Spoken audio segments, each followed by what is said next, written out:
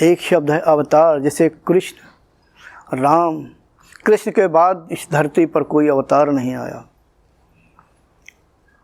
तत्वज्ञानी की सामर्थ्य बहुत ज़्यादा होती है, वो अपने पे आ जाए। क्यों? कि उसका चित्त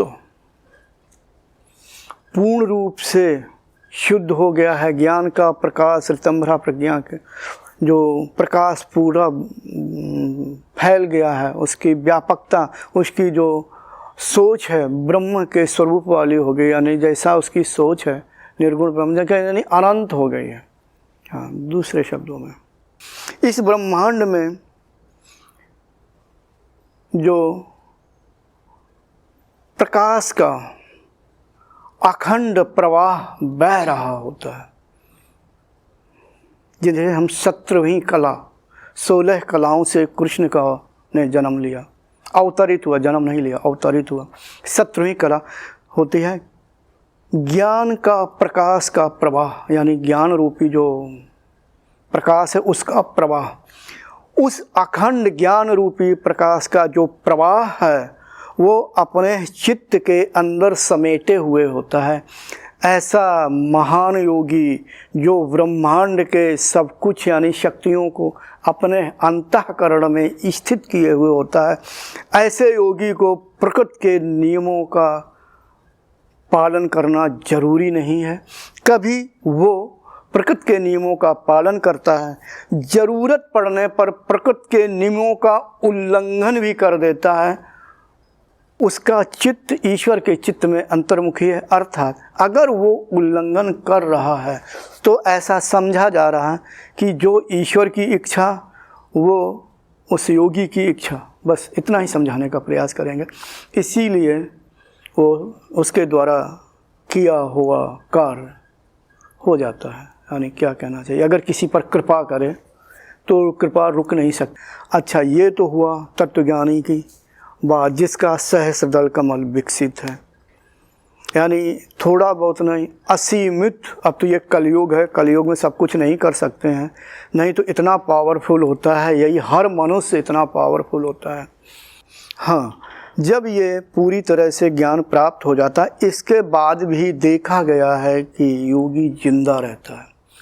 क्योंकि ये तर्क हो सकता है, अगर आपने यानी अभ्यासी ने सारा कुछ प्राप्त कर लिया है, यानी सहस्रदल कमल विकसित हो गया है, उसका चित्त ऋतंभरा प्रज्ञा के ज्ञान से प्रकाशित हो गया है, सब कुछ हो गया, तो फिर वो संसार में यहाँ कर क्या रहा है? तो उसका शरीर क्यों सधा हुआ, उसका एक उदाहरण है। जिस तरह से कुम्हार का चाक बर्तन बनाने के बाद भी घूमता रहता है, ठीक इसी तरह जो जन्म लिया है, वर्तमान जन्म के जो प्रारब्ध कर्म, क्लेशात्मक कर्म या प्रारब्ध कर्म लेके आया, उन प्रारब्ध कर्म के वेग के कारण उसका शरीर सधा रहता है। जब वेग खत्म हो जाएगा, शरीर गिर जाएगा, यानी छूट जाएगा, उस समय ये स्थूल शरीर छूटेगा। और क्योंकि उसका चित्त ज्ञान के प्रकाश से प्रकाशित है, इसलिए जो सूक्ष्म शरीर मृत्यु के बाद वो योगाग्नि के द्वारा उसी समय जल के भस्म हो जाएगा। फिर ये जो कारण शरीर है, कारण शरीर को पहले ही विकसित कर चुका, क्योंकि ऋतंभरा प्रज्ञा उसके चित्त पर प्रकाशित हो चुकी, तो वो महाकारण के अंतर्गत आ जाएगा। महाकारण शरीर ईश्वर को होता है, उसमें दोनों में थोड़ी वही भिन्नताएं होती हैं गुणों की। तो ये कारण शरीर नष्ट नहीं होता, बल्कि कारण का थोड़ी ज़्यादा व्यापक होकर के महाकारण का स्वरूप धारण कर लेता है। फिर वो जन्म लेने का कोई कारण नहीं होता, क्योंकि उसके चित्त में किसी प्रकार के संस्कार रह ही नहीं गए। सूक्ष्म शरीर योगाग्नि के द्वारा नष्ट हो जाता है, तो जन्म का कोई कारण ही नहीं होता। जन्म का कारण उसके संस्कार होते हैं। कोई भी जन्म लेता है उसका कारण कर्माशय या संस्कार होते हैं। जब चित्त की भूमि नहीं रह गई, सूक्ष्म शरीर नहीं रह गया और संस्कार नहीं रह गए, तो कारण कुछ रह नहीं गया। सिर्फ वो महाकारण से और ईश्वर के लोक में विद्यमान हो जाता, अत्यंत व्यापक होकर के। ठीक है। तो लेकिन इसके बाद भी बाद भी ऐसा देखा गया है कि कुछ योगी पुरुष आए, इसकी जन्म का कोई कारण नहीं, मोक्ष को प्राप्त हो जाता है। मोक्ष में थोड़ी परिभाषाएं हो गई।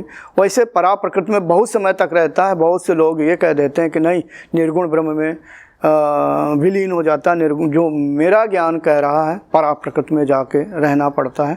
वो यहाँ किसी भी धर्म से संबंधित हो, जाति, धर्म, देश का, वो यहीं का है, वहाँ नहीं, वहाँ सब एक है।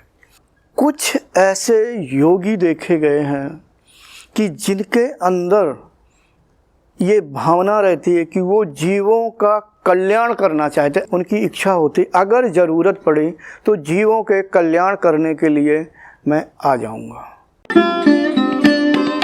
Thanks for watching. Remember to like, comment and subscribe.